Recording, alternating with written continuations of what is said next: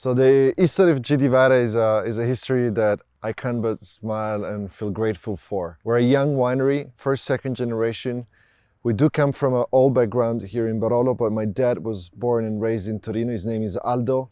He was trying to be a rebellious teenager, and at the age of 15, he decided to skip school, go on a march and a protest in the streets of Torino. The first was also the last protest of his life, because he was caught by his father and sent back to the farm within 24 hours, back to Barolo to spend the summer working hard in the fields out of troubles. And it was through that life that and through that summer that he felt in love for farming, and he decided he wanted to be un contadino. That's what he told the family. They freaked out. They didn't want a hippie son, but they also didn't want a farming son. Those were the days that our dad generation was actually fleeing and trying to find a better future in urban environments. So he had to really make a point and stand for his dream. But eventually he was allowed to start farming a very little block. That's where we started. In return, he had to continue his studies as a bit of a safety plan. And by studying, he became a professor of viticulture in local high schools, which earned him a little money to keep investing in the vineyards and in the cellar. And it was also through his studies that he met Francesco Garofalo, one of the two academics with Giovanni Hausmann here in Italy that sort of brought the concept of organic farming back to life. They would call it ecologia. That's how we were organic since 1971. The story of Vajra wouldn't be completed without naming our mom. Her name is Milena. She's the most wonderful person you could imagine. She's also force of nature, and they can put together strong discussions with that. But I think it's through their love and them completing each other. When I think of the wines we produce, Vajra has always been a coexistence with a sense of the soul, the roots, the tradition of this land with a twist of dreams. And speaking of the Riesling, for example, this was the first Riesling that was ever produced in Piedmont. Our mom and dad planted in the winter between 1984 and 1985. There's a lot of romanticism involved into this story because they were about to get married when the offer came for this beautiful block in Fossati on the way to La Morra. And that night, Dad drove to Mom and said, "Milena, what shall we do?" And she was very excited and thoroughly supporting of him. She was like, "Aldo, this is a fantastic opportunity. We should go for it. We should buy it." And Dad was always a bit more rational and was like, "But Milena, I checked if, we're gonna need all of the savings that we put aside for our honeymoon." And that's how they decided to give up on their honeymoon. Mom said, "Well, we'll go next year." And 38 years later, they still have to take this honeymoon for real. They went all in with the vineyard. And only after buying, they realized that there was a spill of an alluvial soil of much younger origin that was not suited for Nebbiolo. That is when the inspiration for planting a white variety came. This is a bit of a story that maybe would be better not be told, but Arnese in Piedmontese is an adjective for the kind of guy you wouldn't want your daughter to date, okay? Because it's like literally a tool, a piece of work. That's Arnese. But Arnese is fantastic, but those were the 80s and, pre-climate change, wetter vintages. That's how this all combination of elements led them to think, okay, maybe a dry, sandier soil, alluvial soil would suit best for a white variety. But in thinking which grape, my dad already had a huge crush on Riesling, and that was sharing to my mom and then passed to us, the children. And so they just did this crazy thing of planting Riesling. For many years, we would hide the bottles from the tasting room, especially if German visitors were coming at this stage. We just felt so ashamed. We would go and hide the bottles. And then when we would get caught, we would simply say, "Listen, this is just a flag to say Viva Riesling." So it all started extremely, extremely humble and simple as our flag of passion, our love for Riesling. If one pride is that wine contributed to sort of, maybe in a minor way, but surely contributed to learning the word minerality, which was not really a big thing in the 80s and early 90s in Piemonte.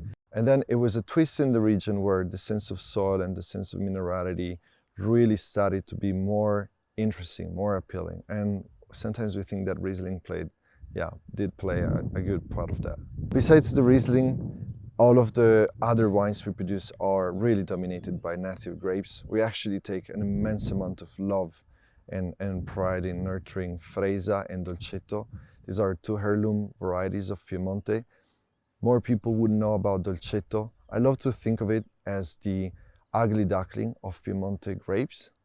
And when I tell the story of the ugly duckling to my children, is to tell them, to teach, not to be shallow, to go past the surface, to judge the book not for its cover.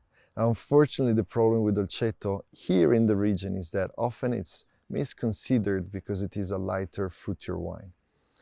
We don't want to make big Dolcettos, but what we desire and what we dream and what we think Dolcetto is capable of is to be a wonderful, wonderful red expression of our land. And it's not by mistake that a great winemaker of the 1980s, Beppe Colla, once stated that if you check the veins of Piedmontese winemakers, you would find more Dolcetto than blood. That's how intimate Dolcetto is to the region. Also, for those who are more into gastronomy and who are more sensitive to the impact of wine on body, there's a theme where people usually say that white wines give you energy and red wines give you relaxation. Now, I find Dolcetto is a bit of an exception. Dolcetto is a red wine that gives you a kick of energy. It's really a fantastic red for spring and summer. And when it comes to the Freisa, I love to think of it as the last of the Mohicans. Take it in the right sense of it. It's noble, it's wild, and it's fighting for survival. In a time of conformità, where people try to place everything in a mold, in a frame, in something standardized, Freisa comes with his pedigree and has plenty of personality. It's very difficult to farm Freisa, but we love it and we're proud of our production of it. So when it comes to our viticulture and winemaking, we hardly speak of philosophy because we find it's really a craft more than a philosophy. But the first element is about a harmony. Our dad was the first viticulturalist, the first farmer who farmed vines to go organic in 1971.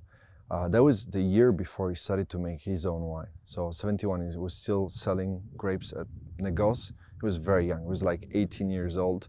But he was fascinated by this professor Garofalo that he met in college, and he followed him.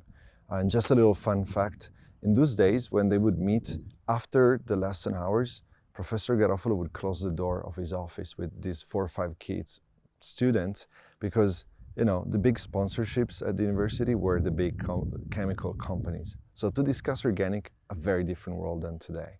That has really shaped us. But as my dad would put it, it's an overall concept of sustainability. There's no point of farming organically the vineyards and then be bad humans. What would be the point? How could you even compare the best farming treatment if you're not a good person? So that has to go into a bit more of an holistic vision of all what we do.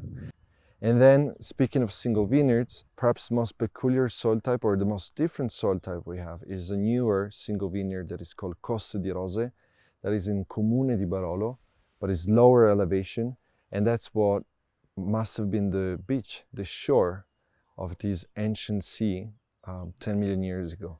The soil over there is Arenaria di Diano, and Arenaria, which is the sandstones, are an aromatic trigger to Nebbiolo.